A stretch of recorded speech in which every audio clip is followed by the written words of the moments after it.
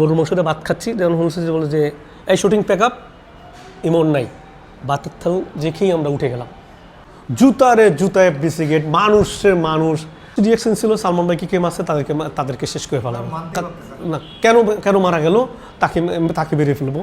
সালমান ভাইয়ের যে মারা গেছে, কত নায়ক যে সালমান শাহ সাহেব এফডিসিতে আসছে।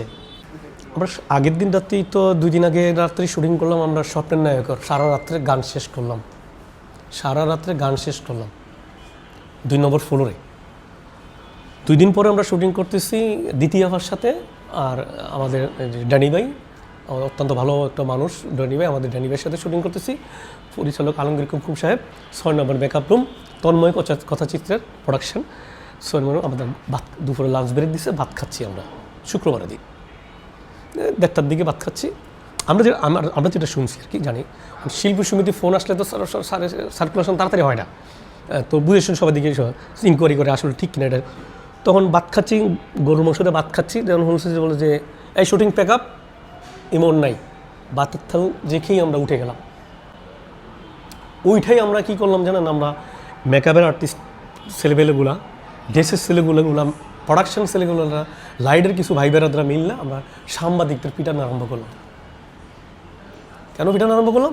যে ওনাদের কারণে আজকে যে কোনো ভুলবশতির কারণে আজকে ইমন ভাই একটা ফিল্মের ইন্ডাস্ট্রির একটা মানে ভালো একটা মানুষ, ভালো মনের নায়ক, হ্যাঁ, এত দর্শক জনপ্রিয়তা, যে সে নাই।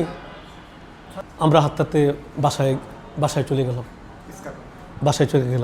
বাসায় যাইতে ওই সময় লাশ নামে নিয়ে গেল।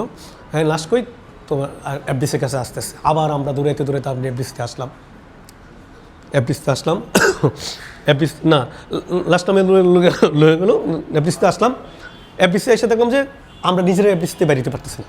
তখন এত মানুষ টাক টুক ফালাইয়া স্থান থেকে আইনা সব কিছু মানুষ করে ফেললেন আর কি, বলক করে ফেলাইল। ওই সময় কিন্তু সালমান ভাইরা যে মোবাইল ইউজ করতো, রাজীব ভাই এরা যারা পয়সাওয়ালা লোক ইউজ করতো, এক একটা মোবাইলের সিট ছিল, একটা মোবাইলের দাম ছিল 2.5 লক্ষ টাকা, এত লম্বা।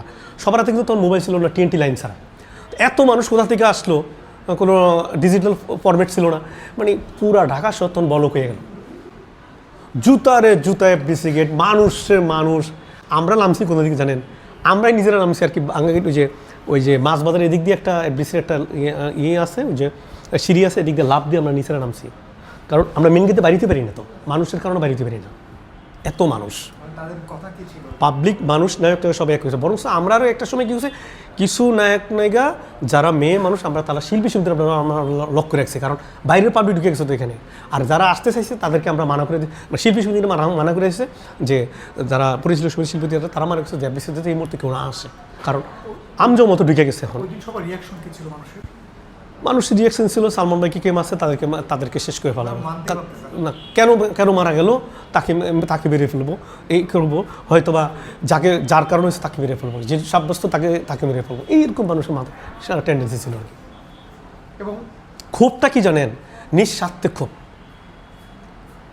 কোনো অস্ত্র নাই, যে মানে মারামারি মানে এখানে পিস্তল, শটগান, চাকু এরকম না, হাত দিয়ে মানে নিজে। আমি অনেক দিন পরে মৌসুমী আবাকেনের শুটিংয়ে গেছি, মাসুম বলবে ডাইরেক্টর, NTV ফালু সাহেবের ছবি, ওর সম্পন্নওয়ালা। আমার ওস্তাদ আমাকে ছবিটা দিয়ে দিয়েছিল, তো তুমি শেষ করো। তো মৌসুমী আবাকে আমাদেরকে দেখাইলো যে এই গাছে, আম গাছটা কাপ্তায় একটা লেকের একটা কয়েকটা বাড়ির পাশে একটা আম গাছ আছে, এখান থেকে একটা মেয়ে মানে তখন মানে বিয়ে হয় না, আপনি তখন আবিয়েতে বলে এটা কি, এই মেয়েটা এখান থেকে পাশি দিয়ে মারা গেছে, সালমান ভাই মারা গেছে। সালমান ভাই দুঃখে অনেক মেয়ে মারা গেছে। আপনি বিশ্বাস করেন, সালমান ভাইয়ের যে মারা গেছে, কত নায়ক যে সালমান শাহ সাহেব এফডিসিতে আসছে,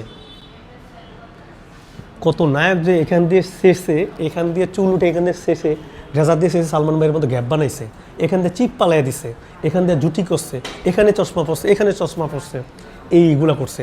তারপরে মনে করেন আমার এক বংশের বাতি যেই তো মনে করেন যে ঢাকা ইউনিভার্সিটিতে পড়াশোনা করতো, সেও আসে হিরো, হাইট মতো হাইট হিরো হবে সে।